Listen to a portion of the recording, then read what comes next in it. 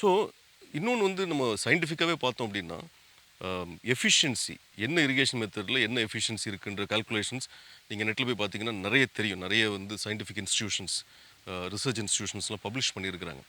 அதில் நம்ம flood irrigation பண்ணும்போது இரிகேஷன் அண்ட் உரம் கொடுக்குற அந்த எஃபிஷியன்சி ஒரு 20லேருந்து 30%க்குள்ளே தான் இருக்கும்.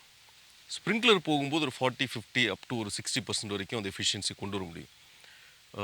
ட்ரிப் இரிகேஷன் போகும்போது ஒரு 85% வரைக்கும் எஃபிஷியன்சி கொண்டு வந்துடலாம். அதாவது நம்ம கொடுக்குற தண்ணி, கொடுக்குற உரம் இது வந்து கரெக்டாக அந்த ரூட் ஜோனில் கொண்டு போய் சேர்க்கறதுக்கு ஒரு 80-85% வரைக்கும் நம்ம எஃபிஷியன்சி கொண்டு வந்துடலாம்.